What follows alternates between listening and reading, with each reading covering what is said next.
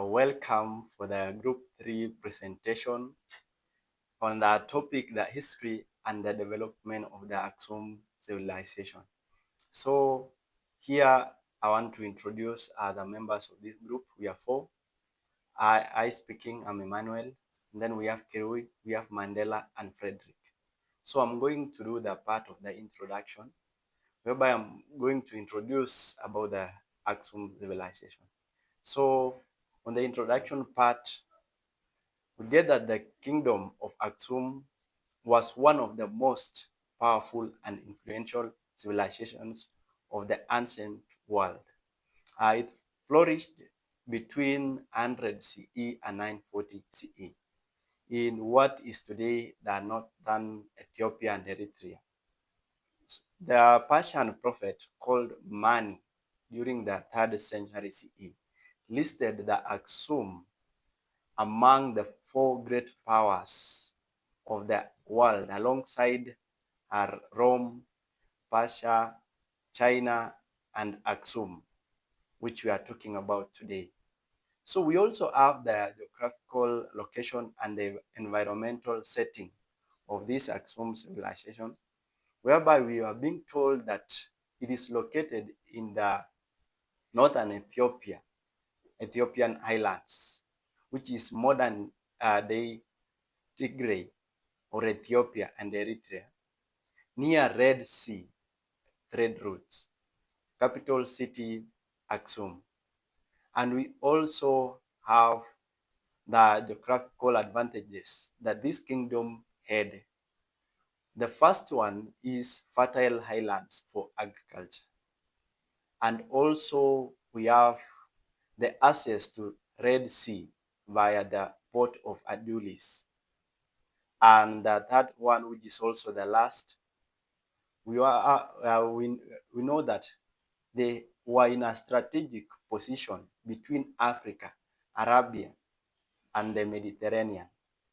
And this location made the Axum a major commercial and political power. So this is all about the introduction of the Axum civilization, and that was my part. And now I'm going to welcome the next presenter who will take us through the origins of the Axum civilization. Thank you. So thank you so much. We have gotten the introduction of our subject of discussion today, and my name is Kirui Wilson.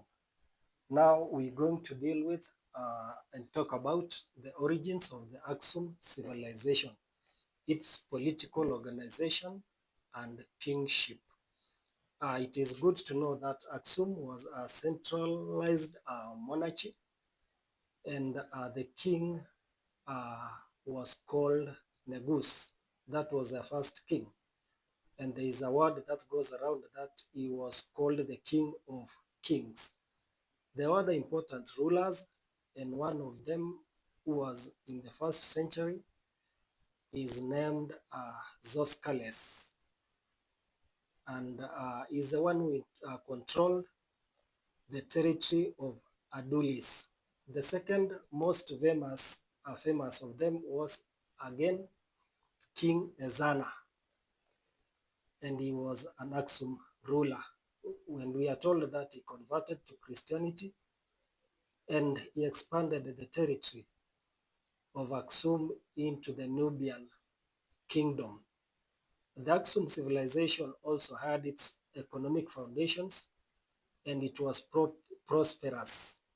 And their prosperity was based on one, agriculture, because they were dealing in sorghum, barley, wheat, cattle, and they also employed terracing techniques. Another one, and the most important also, was trade. Axum civilization was a major trade empire, and it dealt with gold, ivory, slaves, and tortoise shells. We are also informed that they imported glassware, olive oil, silk, spices, and wine. Of importance also is that they uh, minted their own coins in the 3rd century. They dealt with gold, silver, bronze coins, and those coins bore the images of kings. And after their conversion, those coins displayed the Christian cross. And this shows that this Axum civilization had political authority, they had economic sophistication, and international trade connections. I therefore pause so that my friend can continue from there.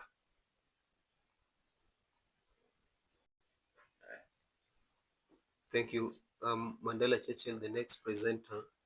Our major focus is on Azum Kingdom, and therefore I want to present about the religion and the cultural development. The Azum Kingdom, they were they had a traditional religion, and their traditional religion they practiced polytheism, and therefore they were polytheistic. They were also influenced by the Southern Arabian because of the Muslim effect within the region. And therefore, they also worship gods like Asta. Asta is one of the gods that they worship around the sea, because we all know that Azum Kingdom is located in the northern, currently called the northern Ethiopia. And therefore, some of them were converted to Christianity. The conversion to Christianity, we had the king that was known as the King Ezana, that was converted around 330 CE. And this was as a result of influence by the Frumitarians, that is the Syrian Christian missionaries. And the Christianity therefore enhanced and spread, and it became a Christian state religion. The Azum became one of the first Christian states in the world after these two states. After the Armenia that became a Christian state in 301 CE, and after the Roman Empire. That one was under the leader that we know, a great leader called Constantine.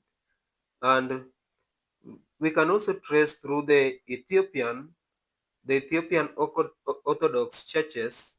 We can also trace that church, the contemporary church, Orthodox church, is traced through the root of Azum. And therefore, they also add what is called their architecture and monuments achievements. Azum is famous for its massive stone stills. They also add, and that stone still was over 20 meters tall. And the stone still had cave that resemble a multi-story building. And that is how their monuments were unique. That massive stone, 20 meters tall, and also carved in a such a way that resemble the story building. And what was the purpose? The grave makers for elites rule. We had the Great Sea of Stela of Azum is one of the largest single piece of stone ever erected in an ancient world. Places, they had places and urban development. And these places, one is multi-story buildings. They have sophisticated construction techniques. They also had organized urban planning. Then they also had a military, and therefore their military expansion and their foreign relationship. Azum expanded into two major parts, that is the Nubian in Sudan, and also we had part of Southern Arabia. That were expansion of that military. You can see how it was highly expanded. And therefore, in 6th century, there are two things to note, that we had two kings that invaded. We have King Caleb invaded Yemen, and also another event that occurred in the 6th century was the defeat of Jay's ruler by the name Du Nuwas. Azum controlled Red Sea trade routes and the rival Persians and Zatunams. And therefore, we can see how Azum were religious and how they were good in their military and other areas in terms of development. Thank you. That was a nice presentation. Allow me welcome the next presenter.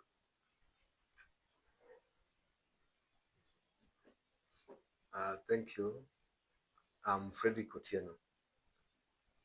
I'm taking you through the Axum Civilization, and the next point is the decline of Axum. This took place in 7th to 10th century, and we have several factors that lead to the decline. Number one is rise of Islam. The Muslim religion came in 7th century, and they control the Red Sea trade routes, and there were a lot of loss of commercial dominance. The next is the environmental degradation, where we have overfarming, soil exhaustion, deforestation. The third point is isolation, shift of global trade patterns, political fragmentation. By around 940 century, Axum had significant weakened. The legacy of Axum civilization is that despite its declines, Axum left a powerful legacy. One, foundation of Ethiopian statehood. We have another one, Ethiopian Orthodox Christianity. This is led by when their king became converted, became a Christian, he declared Christianity to be practiced in the kingdom of Axum. We have another one called the language. And the language that was used by then is still used even today. Unique African Christian identity, one of Africa's greatest Asian civilization. Axum challenges the old colonial myths that African had no complex civilization. In conclusion, the Axum civilization was a powerful African kingdom that combined strategic geography, strong political leadership, commercial innovation, religious transformation, monument architects. Thank you.